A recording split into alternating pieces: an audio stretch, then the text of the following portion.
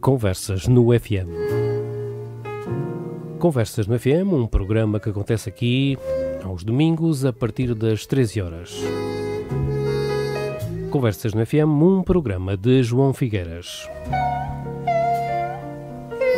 Para hoje o nosso convidado chama-se João Pina, é escritor e, segundo alguém disse, foi um escritor que quebrou tabus da sociedade portuguesa através dos seus livros, lidos por milhares de pessoas e das muitas entrevistas e reportagens passadas pelas televisões.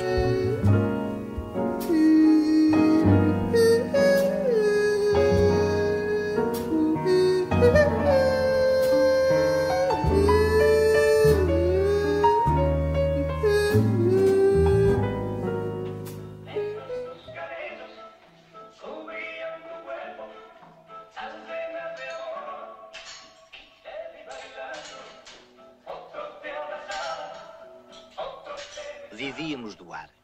Do ar, dizia a madrinha, enfurecida com o nosso modo de viver, entre o café do bairro, a batota e os cabarés vazios das noitadas lisboetas, da madrugada, onde se traficava o nosso pequeno contrabando, tabacos, antenas, transistores, umas miúdas lançadas à vida, postas a render, é claro, e a quem punhamos nomes de guerra em vez de números.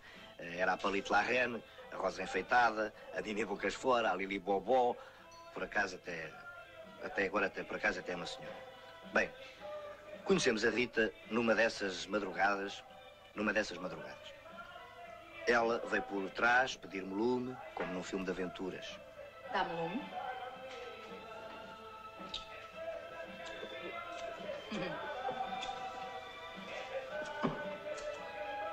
O meu nunca falha. É o trem. Você. Pepsi Rita, artista. Começo hoje a cantar aqui. Crazy Horse Saloon, Paris. Conhece?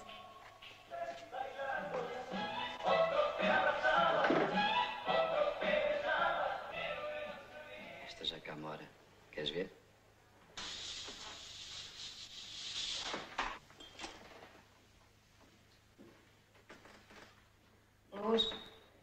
Luz à sala.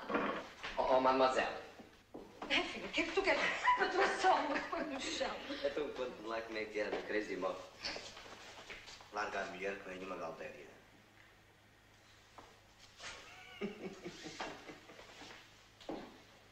Então, cante lá o roxinol que é para eu ouvir.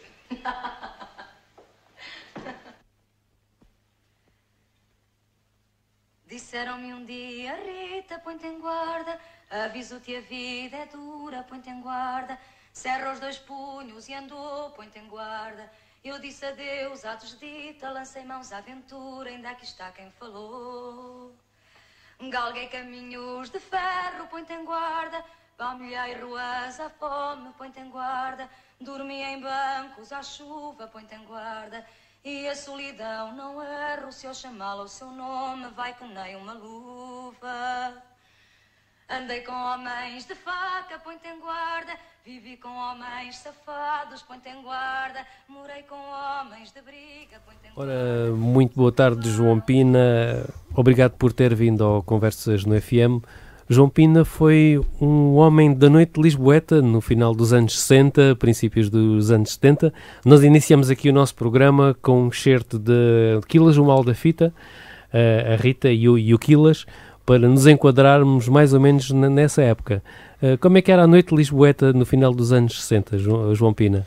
Ora, antes de mais, boa tarde. Os meus agradecimentos à Alvor FM, da pessoa do João Figueiras. Pois, a noite nesses anos era completamente diferente de agora. Não poderei dizer que era melhor, que era menos boa do que é atualmente. Era diferente. Foram gerações diferentes, épocas diferentes, quer no Portugal em si, quer na sociedade civil, quer até no aspecto militar, que eu, ao fim e ao cabo, atravessei esse período como militar, miliciano. Enfim, 44 meses nos tempos em que se morria todos os dias um amigo no ultramar. Como é que era a noite? Era uma noite saudável. Posso dizer que era uma noite saudável, que tudo começava na boémia, tudo começava, entre aspas, no engate. Às vezes havia desavenças, mas que se resolviam à chapada e ao pontapé. Agora não, pá. Agora qualquer garoto tem uma pistola, pá. Qualquer garoto tem uma faca.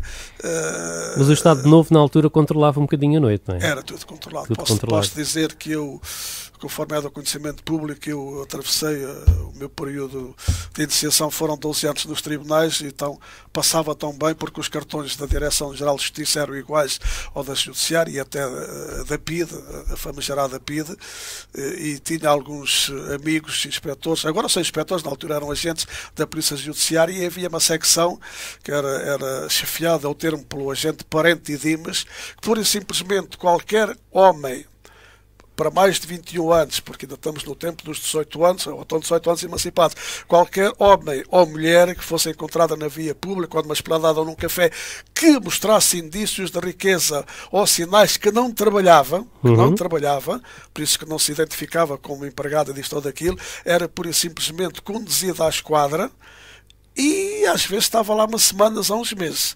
Por isso, e não havia fundo de desemprego, não havia nada. Por isso, disso. naquela altura, havia os bons malandros, mas não havia malandros como há hoje. O João Pina nasceu na Covilhã, foi? Não nasci na Covilhã, pá. Costumo dizer que eu nasci com um braço na Sebreira, a 18 km de Idanha Nova, e com outro braço no Regemadinhal, que era a 22 km de Idanha Nova, isto tudo distanciado de Castelo Branco. E depois atendendo à vida do meu avô, que era guarda fiscal, e à vida do meu pai, que era comandante da GNR, eu e a minha mãe, naturalmente, andámos atrás do meu pai todos os anos numa terra diferente. Costumo dizer, eu para fazer a 4ª classe, os estudos iniciais, fiz com 4 professores primários, em 4 escolas diferentes, porque andava sempre atrás do meu pai. Onde eu me fiz, vá lá... Mas isso também lhe deu alguma vivência social e algum traquejo, não é? Conhecer pessoas diferentes. Sim, pois eu costumo dizer que eu às vezes, passado estes anos todos, encontro aqui no Algarve, que é onde eu estou radicado há 43 anos, e em Lisboa, no outro lado do Colégio, encontro pessoas jovens, que agora já não são jovens, são da minha idade, amigos, estás bom, não sei quem, eu já não sei se fizemos amizade no Fundão, onde eu vivi, se foi na Covilhã, onde eu estudei, e também vivi, se foi em Castelo Branco, onde eu depois, ou se foi até nos Pilos do Exército, onde eu passei. Por isso, a minha criação, a minha fase de deixar de ser garoto de calções e de bibe, que ainda sou o tempo dos bibes, do rapaz levarem um bibe para a escola e a raparigas outro bibe. Mas tu és um jovem. Mas, João, feita a 4ª classe, o desejo e por começar a escrever foi de imediato, não é? Começou a escrever aos 14 anos. Digamos, eu sempre tive uma certa inclinação para escrever. Deixa-me cá ver se eu consigo explicar isso. Se o meu pai tivesse uma oficina de carpintaria, ou de serralheiro, ou de eletricista, se calhar eu tinha queda para qualquer dessas profissões. O meu pai, o único brinquedo que tinha e que me deixava, entre aspas, brincar tão bem, era uma máquina de escrever Messa. Onde eu comecei muito antes, ainda não tinha a 4ª classe, a escrever com os 2 dedos e tal. Cheguei a uma altura que eu já fazia a escala dos militares, o plantão, o piquete e aquelas coisinhas. Por isso, eu aprendi muito cedo a escrever. E o que é que escrevia na altura? Quer dizer, nessa idade.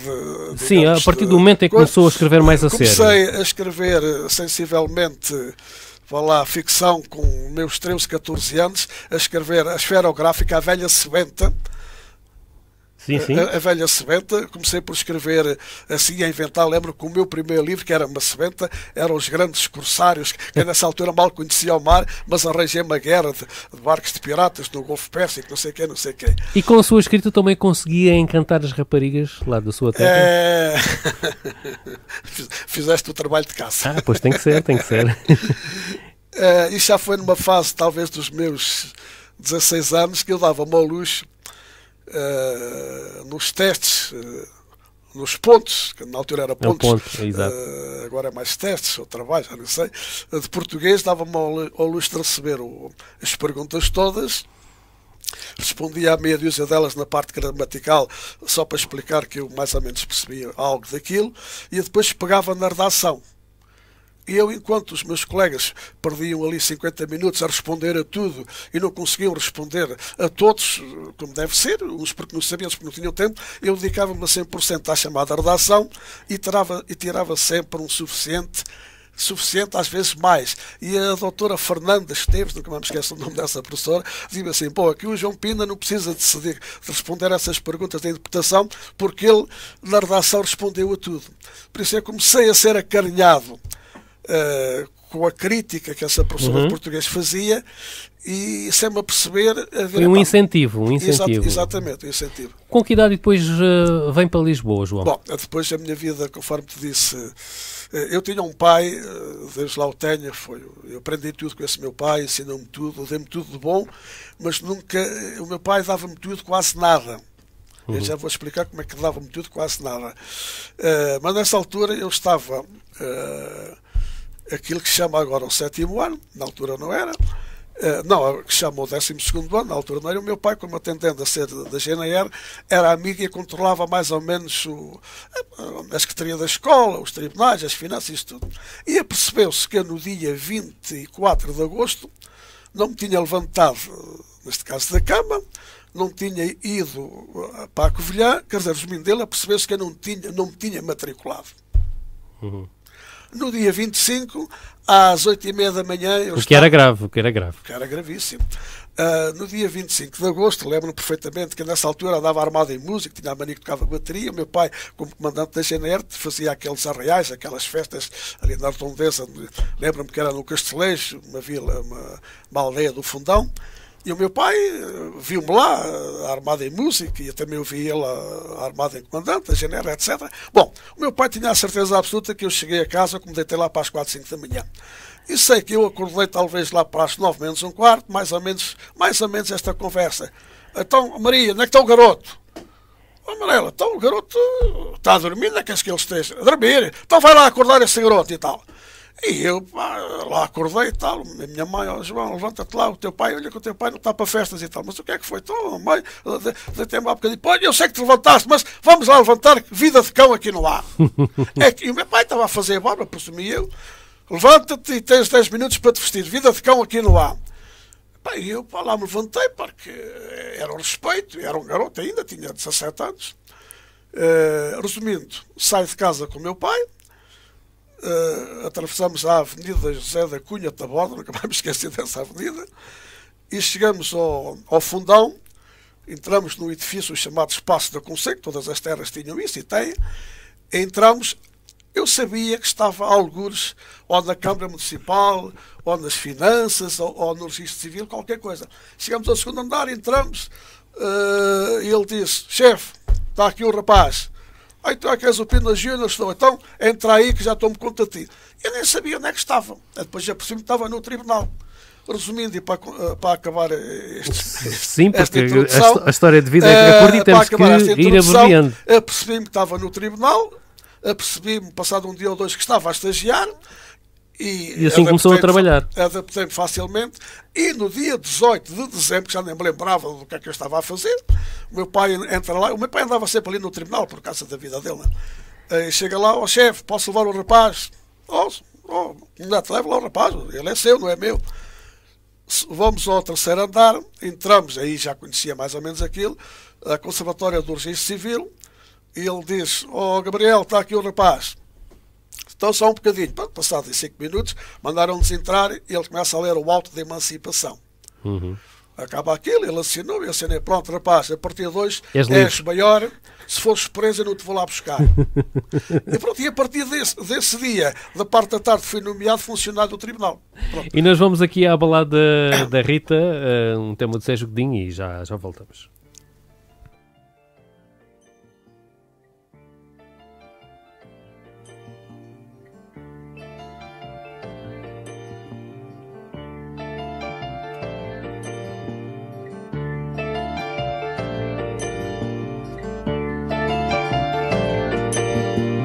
Disseram-me um dia, Rita, põe-te em guarda, aviso-te, a vida é dura, põe-te em guarda. Cerra os 2 punhos e andou, põe-te em guarda. Eu disse adeus à desdita e lancei mãos à aventura, ainda aqui está quem falou. Galguei caminhos de ferro, põe-te em guarda. Palmilhei ruas à fome, põe-te em guarda. Dormi em bancos à chuva, põe-te em guarda. E a solidão não erro, se ao chamá-la o seu nome vai que nem uma luva. Andei com homens de faca, põe-te em guarda. Vivi com homens safados, põe-te em guarda. Morei com homens de briga, põe-te em guarda. Uns acabaram de maca e outros ainda mais deitados, o coveiro que o diga. O coveiro que o diga, quantas vezes se apoiou na enxada. E o coração que o conte, quantas vezes já bateu para nada. O coveiro que o diga, quantas vezes se apoiou na enxada. E o coração que o conte, quantas vezes já bateu para nada. E um dia de tanto andar, põe-te em guarda. Eu vi-me exausta e a zangue, põe-te em guarda. Entre um berço e um caixão, põe-te em guarda. Mas quem tratou de me amar soube estancar o meu sangue e soube erguer-me do chão. Veio a fama e veio a glória, põe-te em guarda. Passearam-me de ombro em ombro, põe-te em guarda. Encheram-me de flores o quarto, põe-te em guarda. Mas é sempre a mesma história. Depois do primeiro assombro, logo o corpo fica farto. Andei com homens de faca, põe-te em guarda. Vivi com homens safados, põe-te em guarda. Morei com homens de briga, põe-te em guarda. Uns acabaram de maca e outros ainda mais deitados, o coveiro que o diga. O coveiro que o diga, quantas vezes se apoiou na enxada. O coração que o conte, quantas vezes já bateu para nada. Entre os tempos de João, entre os tempos de funcionário público e serviço militar, como militar miliciano, frequentou os teatros e o ambiente do Parque Mayer e as melhores salas de animação noturna da capital, como o Maxime, o Bico Dourado, o Tagido, o Frufru, o Nina e entre outros. Como é que era o ambiente nesse tempo? O ambiente, conforme eu iniciei esta conversa informal, era um ambiente muito bom, completamente diferente de agora, mais saudável, mais malandro. E como é que eu comecei? Eu costumo dizer que eu sou... É um notígrafo. Sim, de certo modo sou notívago, mas sou uma, digamos, não digo uma obra do destino, eu não acredito, mas é assim, eu quando, passado um ano de estar no Tribunal Judicial da Comarca do Fundão, conforme a referencia que tomei posse, eu realmente procurei sair do Fundão, porque eu diariamente eu estava em contacto com o meu pai e com os militares ou soldados da GNR, que éramos todos amigos, mas havia sempre aquela diferença de eu era o filho do Pina, mas efetivamente eu já era funcionário público. E no Fundão, como em Castelo Branco, como na Covilhã, como em todas as vilas e cidades do interior naquela altura, aquilo era assim. As pessoas trabalhavam, que fossem funcionários públicos, professores ou bancários, ou namoravam e depois das 5h30, 6 horas iam namorar, ou eram casados e iam para casa, ou então se não namoravam, não tinham grandes compromissos, a única coisa que eles tinham que fazer era ir, digamos, para as tascas que hoje já não há, mas tascas que serviam petiscos, jogava-se às cartas, havia todas as tascas tinham bom vinho tinto, quintal onde jogava uma coisa parecida com o bowling, não sei o quê, e aquilo era petiscos atrás de petiscos. Resumindo, se a gente se aperceber, quando chegava só aos 20 e tal anos, um gajo não era que fosse um bêbado, mas para lá caminhava. E eu queria realmente ir para a grande cidade, até porque tinha uma tia em Lisboa e família em Lisboa, queria ir para a grande cidade e queria continuar a estudar. Esta é a realidade. Então lá consegui a transferência para o 11º Juízo Civil de Lisboa. Ora, esta colocação no 11º Juízo Civil de Lisboa é que marca a minha vida por completo. Eu vou-te explicar porquê. Aí é que se dá uma volta, eu vou-te explicar porquê. Eu depois de tomar posse, passado 15 dias, eu almoçava na bica, mais uns colegas, etc. 4 escudos, estamos a falar em 2 euros agora. E quando era lá para 1h, eu estava na secção... Estamos a falar nos anos 60, não é? Pois, sim, estamos a falar em 68, 69 já. Como estamos, eu estava na secção, por isso na hora do almoço, a registrar sentenças em papel selado, porque era para ganhar umas gorjetas, vamos chamar assim. E chega-me o juiz, abre assim a portinha da secção. Supino, desculpe lá, você já almoçou? Já, eu levantei-me logo, já. Já tomou café ainda? Não. Então, quer vir comigo? Vamos ali tomar um cafezinho. Está bem, pronto. Lá tirei as mangas de alpaca, que era aquelas coisas que a gente vê, vesti o casaquinho. E não é que a gente sai do tribunal, cortamos à direita, andamos para aí 50, 70 metros, e a verdade é que não encontramos nenhum café. Vários espaços comerciais, mas nenhum café. Atravessamos o largo do Crucifixo, salvo erro, e entramos naquela rua, que é do Cais Extremas, que eu não sabia. Estamos a falar a 15 dias de eu estar em Lisboa, atenção.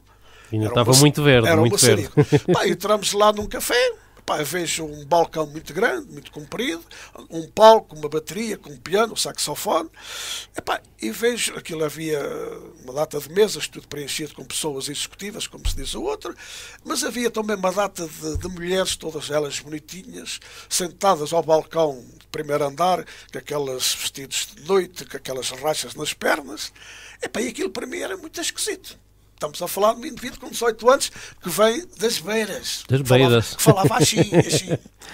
Para a grande capital. E à saída, estava um porteiro, parecia o meu pai com o capote da GNR. Então, muito boa tarde, muito obrigado, até amanhã, tal.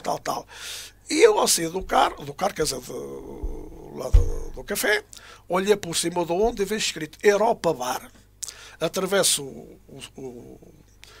o arco e vejo do lado direito Texas Bar. E eu digo assim, e o juiz apercebeu-se da minha admiração. Supina, mas você desculpa, isto é o Caixoré. Isto é o Caixoré. Então, mas você não conhece? Não, depois eu estou aqui há 15 dias, dei-me posse e dá-me na semana passada. Pois me sabe, eu fui juiz durante 15 anos no Tribunal de Execução de Penas, eu habituei-me a falar com estas pessoas, não são mais pessoas, mas tiveram azar na vida e tal, mas a gente viemos aqui tomar café. O Rodrigo tem um grande fado como homenageia o Caixo Sodré. Diz-ele assim, até porque às 2h30 temos um julgamento. Assim, pronto, mas que isto fica, nós vamos tomar café. E a partir de como estamos a tomar café lá. Por isso, eu costumo dizer a talho de foice, se o tribunal que eu tinha acabado de tomar posse fosse na boa hora, se calhar tinha conhecido uma empregada de advogados ou solicitador. Se fosse no Príncipe Real, se calhar que tinha conhecido uma miúda das Belas Artes. Se fosse na zona de Santa Maria, tinha conhecido uma enfermeira ou uma médica. Ali o que é que eu conheci? Conheci aquelas frequentadoras do Caixoré. Por isso, a minha motivação ou a minha aderência ao mundo noturno foi por causa dos tribunais. Mas também passou pela Brasileira do Chiado e pela Cervejaria Trindade, onde fazia os seus rabiscos, os seus poemas, as suas escritas, não é?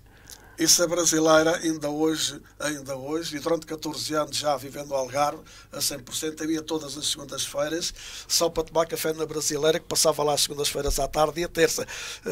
Alguém me dizia que é no Algarve, neste caso a minha mulher na altura, mas o que é que tu vais fazer a Lisboa? Eu digo assim, olha, vou tomar um café de civilização. Porque aqui no Algarve, que eu, embora não sendo algarvito, estou completamente integrado. Eu quando estava na Rei do Lagoa, uma vez fiz um passatempo em que prometia uns prémios engraçados, em que se encontrassem 3 algarvios na via pública, ou na esplanada, ou na praia, fosse onde fosse, mais que 15 minutos a conversarem uns com os outros, que eu oferecia uma data de prémios, que era sacos de plástico de cassetes, que eu queria ver livre daquilo. E ainda hoje é assim, há falta de diálogo nos algarvios. A falta de diálogo. Sente isso. Vamos entrar agora nessa crítica, que eu também já os tenho, diga-se passagem, porque eu tenho mais de 50% da minha vida está aqui. Passada aqui no Algarve, era Armação de Pera, mais concretamente. Exatamente. João Pina, vamos novamente dar aqui um cunho musical, falando da Lisboa que amanhece. Já voltamos.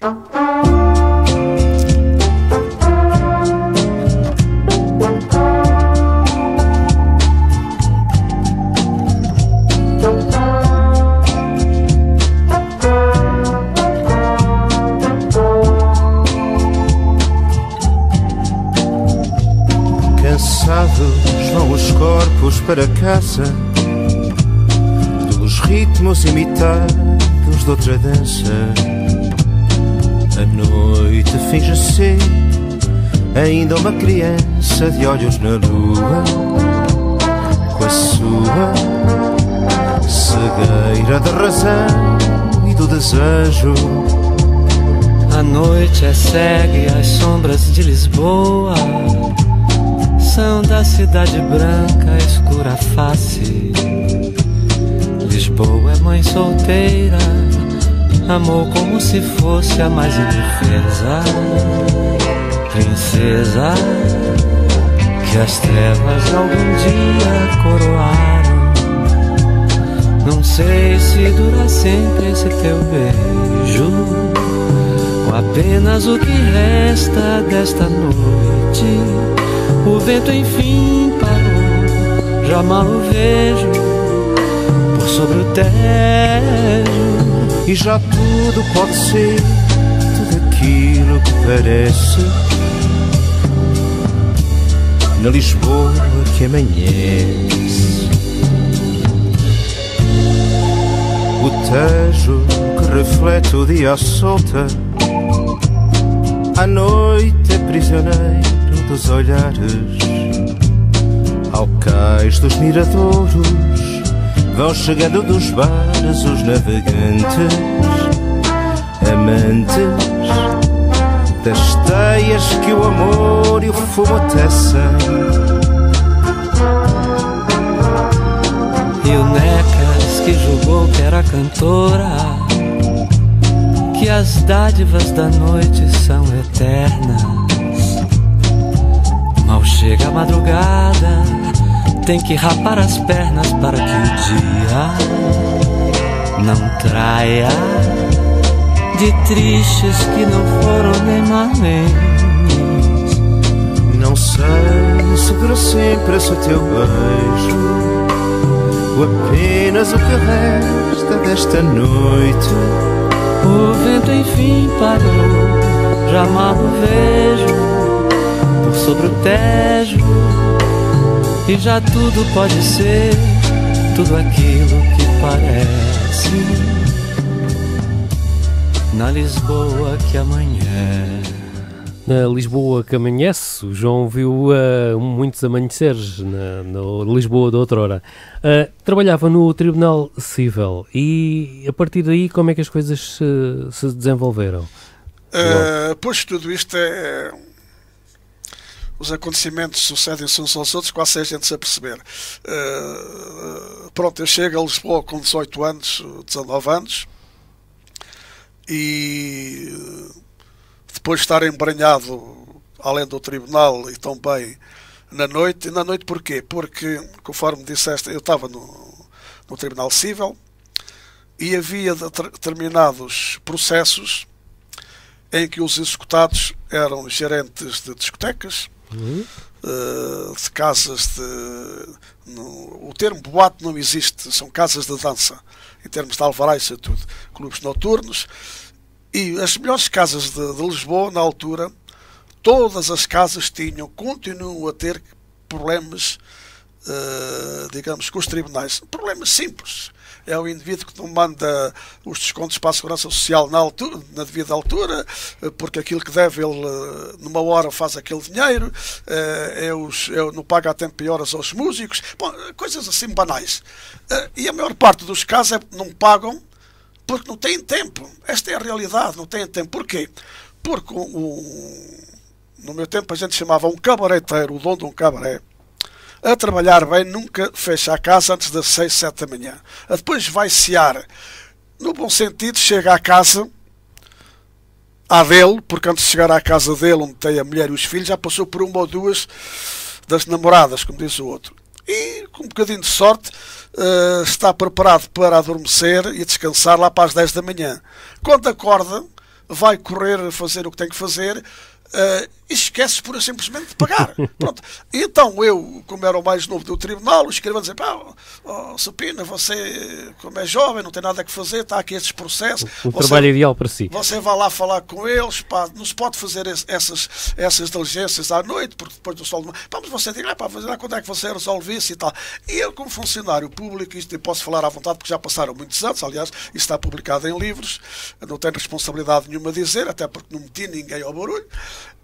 Quer dizer, não citei nomes como deve ser, e E eu dizia, veja lá, você tem isto aqui, tal. Pronto, e depois, trate-me lá disso e tal. Pronto.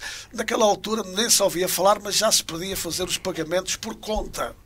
E assim, sem se aperceber, abraçou um mundo da noite, foi? Eu passei a ser quase um solicitador ou um empregado forense, sem ser, não é? É claro que quando entrava na Tágida, como falaste, ou no Bico Dourado, a quem eu tinha ajudado a resolver um problemazinho, pagando, evidentemente, a pessoa pagou tudo, nessa altura já o patrão pensava que tinha outro. E depois aquilo foi passando, mas não era eu, era a malta resolvia isso. Sei que com 27 anos apenas fundou a SOCINAP, Agência Internacional Artística de Publicidade Limitada, que tinha a sede na Praça da Alegria, número 58, no segundo andar, no edifício do Maxime. Exatamente. Houve uma altura da minha vida, nessa altura eu era quase um diretor artístico do Maxime. Um dos meus grandes amigos era a Mara Abrantes, que era uma das sócias do Maxime, o próprio Tony de Matos, que veio do Brasil, que era o apogeu em Portugal como cantor.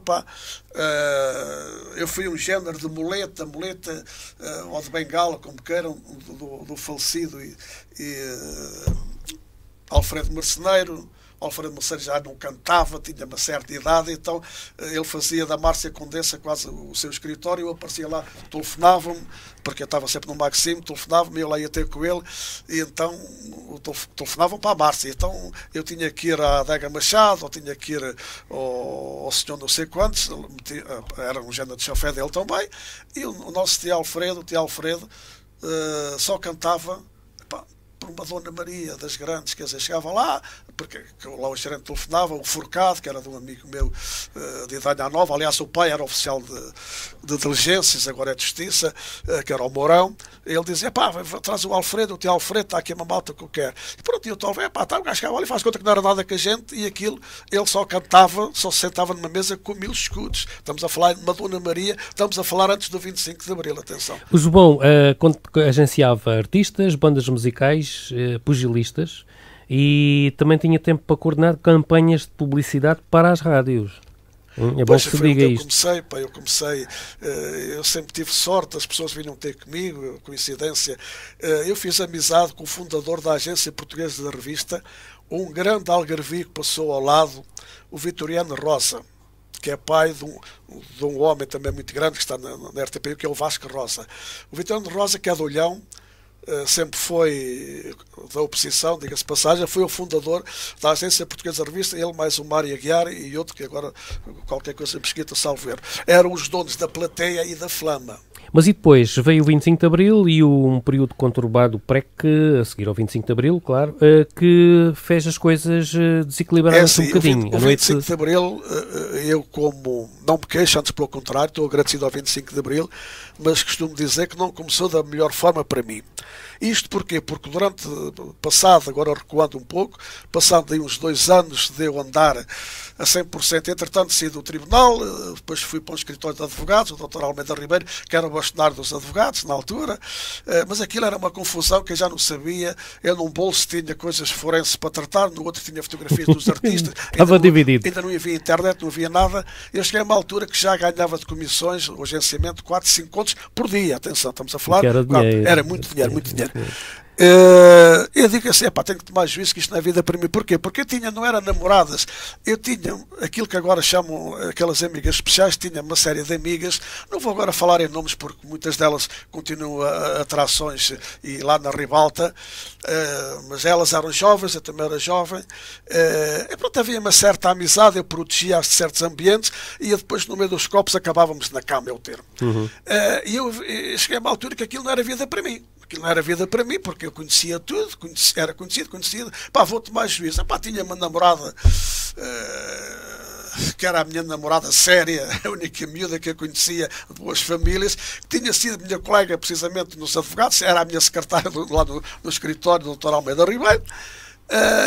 E pronto, sem entrar agora em pormenores, porque isso é giro, eu decidi casar com ela. Mais juízo. E quando marco o casamento, ela é que marcou o casamento, ela e a mãe e aquilo tudo, e a data de casamento é precisamente o dia 25 de Abril, que para mim era um dia normal.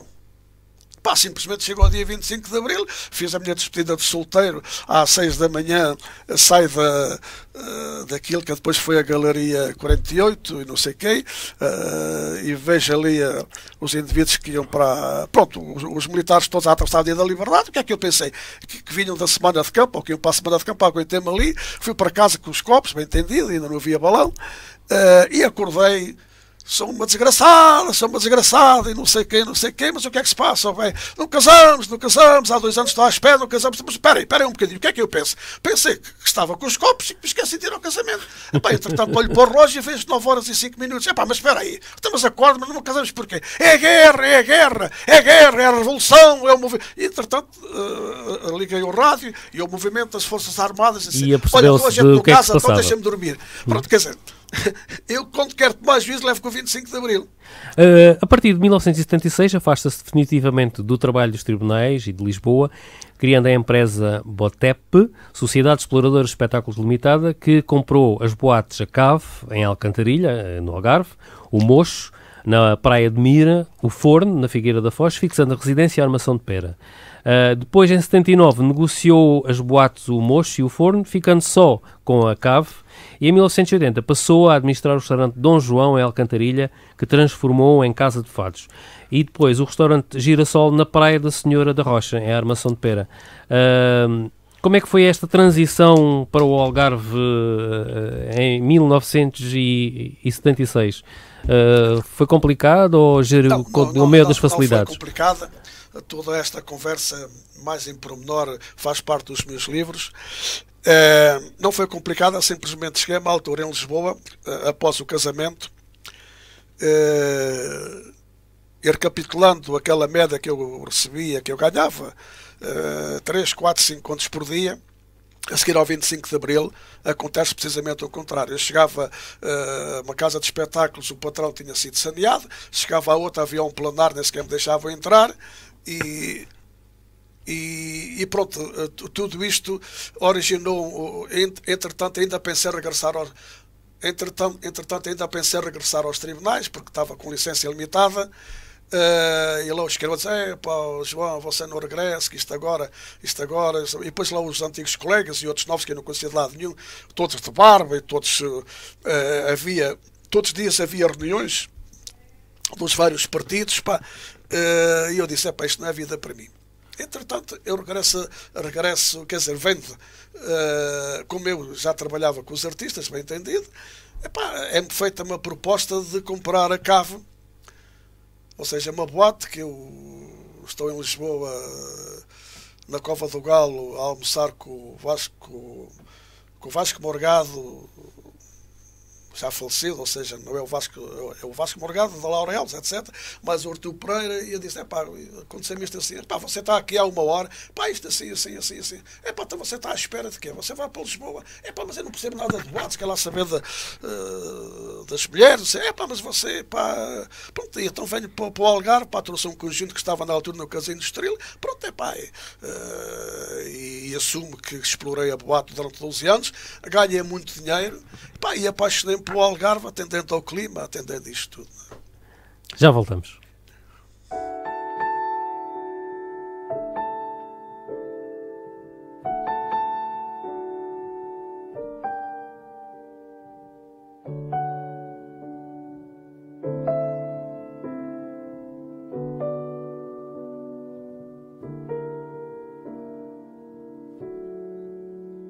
Bem-vinda sejas à grande casa solar, a este tempo fino e secular. Hoje é o teu dia de estreia, olha à volta, tens a casa cheia, há estrelas e rios na plateia. Tudo isto é teu, há quem além do horizonte, a brisa que afaga o amieiro e a água na fonte.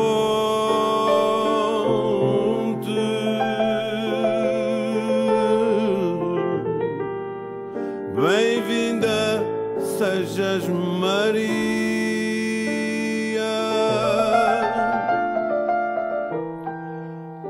Bem-vinda sejas, Maria.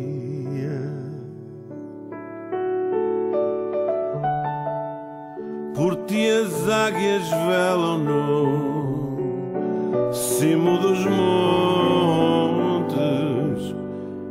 e a lua rege o orfeão das marés.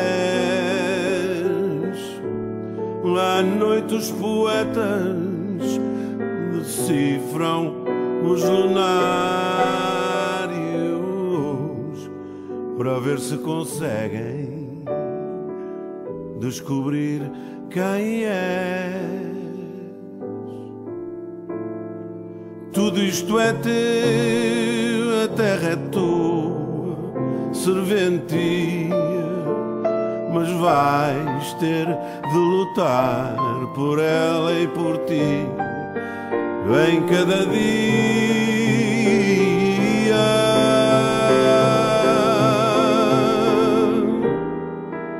Bem-vinda sejas, Maria.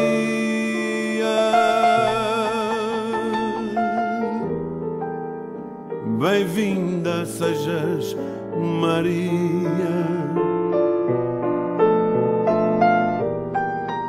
Bem-vinda sejas, Maria.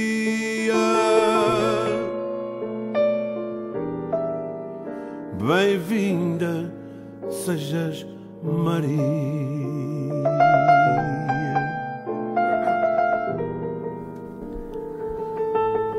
João, no ano de 1987 abandonou completamente os negócios da animação noturna, passando a dedicar-se a tempo inteiro à escrita, continuando, porém, a exercer até aos dias de hoje as atividades de agente artístico, produtor e organizador de espetáculos e eventos desportivos no Algarve.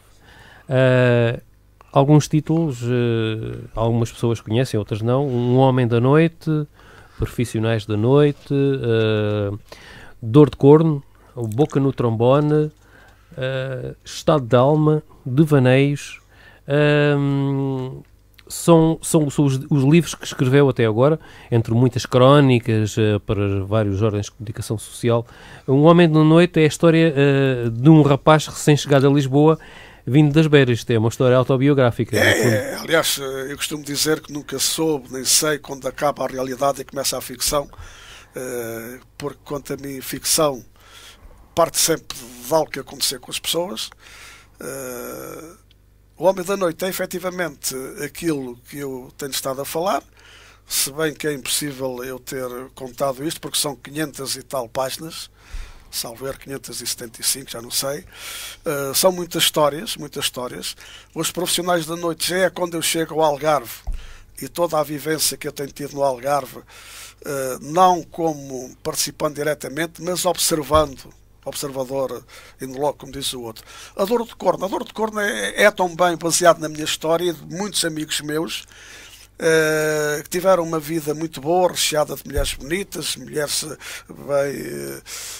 bem remuneradas, com bons empregos, etc, etc, mas com várias circunstâncias da vida, nomeadamente os copos e a tal noite, chegam aos 40 anos divorciados ou separados, e enquanto as mulheres, é assim, quando há uma separação ou um divórcio, eu nunca considerei o marido ou o homem culpado e a mulher a culpada. Quando há culpa de um, é porque o outro arranjou motivos para o culpar. São sempre os dois culpados. Na certeza, porém, que a mulher, mesmo a culpada, sendo ela a mulher adúltera, tem sempre uma desculpa perante a sociedade, e nomeadamente tem sempre o berço e a porta aberta da mãe, do pai, dos irmãos, porque é a Maria, é a Isaura, isto e tal, tem sempre perdão. Enquanto o homem, quando sai de casa para casar, e depois tem o azar de se divorciar por qualquer motivo, mesmo ele não sendo culpado, diz logo ao pai: bem, te avisei. E a mãe diz: pois, eu disse logo que eu não gostava dela e não sei o quê. E o homem, porque é homem, envergonha-se de chegar a casa, de voltar para casa. E então, normalmente a mulher fica com a casa, porque tem filhos e não sei o quê, e normalmente o homem é sempre o primeiro, ou pronto, nunca se recusa a fazer horas extraordinárias na empresa onde trabalha, é sempre o primeiro a oferecer-se na entidade patronal ou na repartição pública, seja lá onde for, a fazer umas horas, quer dizer, a trabalhar para lá das 6 das 7 da tarde, e depois chega à casa, abre o frigorífico, não tem iogurtes porque não foi às compras. Não tem uma camisa passada porque está na roupa suja para lavar. Às 2 por 3 chateia-se e sai. Por exemplo, aqui em Portimão, estamos em Portimão, no meu tempo era a Carvi, e chega às 10 horas, não vai jantar à hora do costume. Enquanto ao almoço nós vimos as mesas, 3, 4 pessoas, à noite vimos um homem aqui sentado, outro homem ali, e essencialmente ao balcão. Ao balcão começam por sentar nunca ao lado de alguém. Mas à segunda Imperial e à segunda Bifana é um que já se senta ao lado dele, depois começa a falar com o outro, e às 2 por 3 já estão a conversar, porque já se conhecem. Então é um amigo, então agora, olha, vamos ali ver um copo, depois vai à rocha, vai, e às 2 por 3 chega a casa às 2, 3 da manhã. Chega à casa às 2, 3 da manhã, abre a porta, mete assim a parte da frente do sapato e descalça-se, manda assim um chute assim no ar, o sapato vai parar ao fundo do corredor, o outro vai parar ao pé da cama, e no outro dia de manhã nem sabe onde é que estão os sapatos. Quer dizer, a dor de corno é o dia-a-dia dos homens com 40, 50 anos, depois de uma vida faustosa com mulheres e amigos e amigas, se deparam a viver sozinhos. Depois, boca no trombone. João Pina, segundo disse a pessoa que escreveu este texto, é um homem polémico ao longo dos anos, sempre foi um homem polémico, tem sido odiado, mal amado pela frontalidade com que escreve e põe o dedo nas feridas. Mas também é um cidadão homenageado devido aos seus serviços prestados ao Algarve e os algarvios pela defesa e forma com que se empenha nas causas coletivas. É assim, essa boca no trombone eu tinha e tenho material para editar mais 2 ou 3 bocas no trombone. Mas foi na altura, fiz selecionei uns quantos editoriais que eu escrevia sempre, quando faltava uma hora para mandar os fotolitos para a gráfica em Lisboa, era sempre à pressa e com a boca do trombone, quer dizer, nem revia nem nada. Agora não, agora online é tudo muito fácil, a gente engana-se, aquilo depois altera-se e tal. Mas na altura não, era tudo feito ao vivo e sem possibilidades de rasurar. A boca no trombone eu tenho efetivamente, que eu considerei na altura uns editoriais polémicos, entre vários, na altura que se falava muito na autoestrada para o Algarve, que só chegava à Palmela. Toda a gente falava da autoestrada, toda a gente falava, né? Eu um dia passei-me dos carretos, no mês de junho, escrevi um editorial mais ou menos assim: os algarvios têm que os ter no sítio. Os algarvios, se fossem todos do mesmo lado, sei que chegavam ao dia 1 de agosto, pura e simplesmente vinham todos, quanto mais não fosse da Mimosa para cá, a 10 a hora ou a 20 a hora, não havia turistas, nem forasteiros, nem ninguém que viesse passar férias ao Algarve, chegasse cá no dia 1 e também ninguém partia.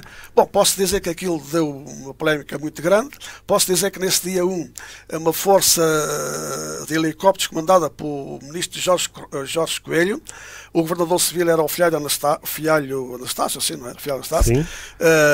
O Zé Graça, posso dizer, porque isto é verdade, isto é público. O Zé Graça teve em telefone comigo quase toda a manhã, não é nada comigo, eu escrevi isso agora. Bom, resumindo, a Estrada Nacional 1 teve completamente entupida.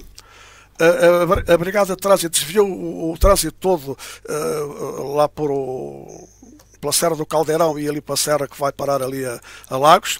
Quer dizer, a Mundial do Turismo, na altura que devia de chegar às 8 da manhã, 9 da manhã ao Algarve, chegaram às 5 da tarde e todos os carros. Quer dizer, mas editoriais como estes tive muitos problemas.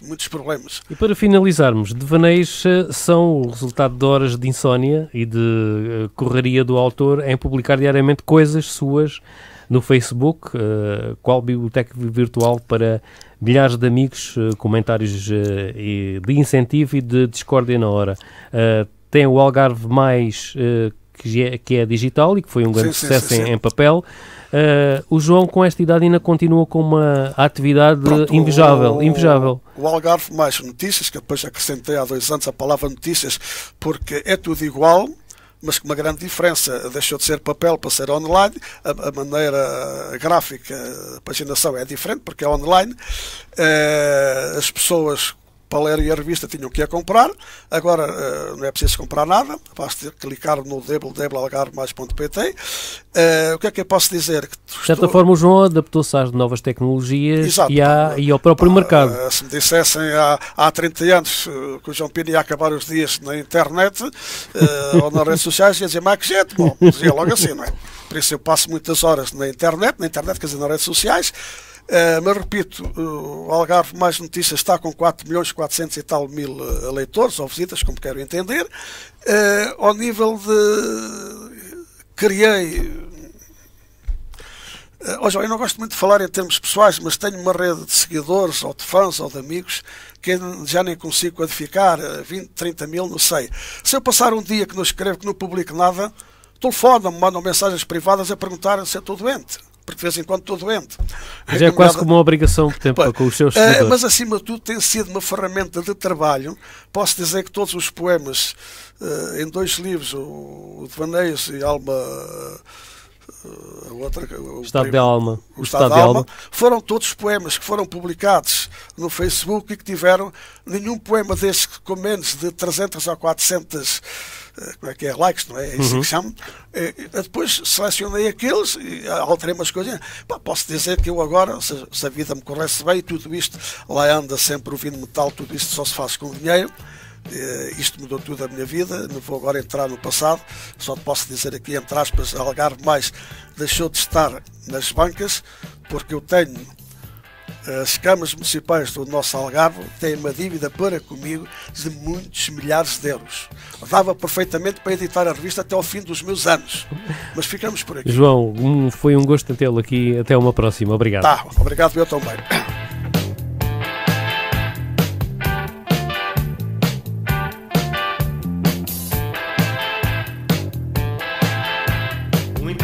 De ar estafado, um homem de faces cavadas na noite,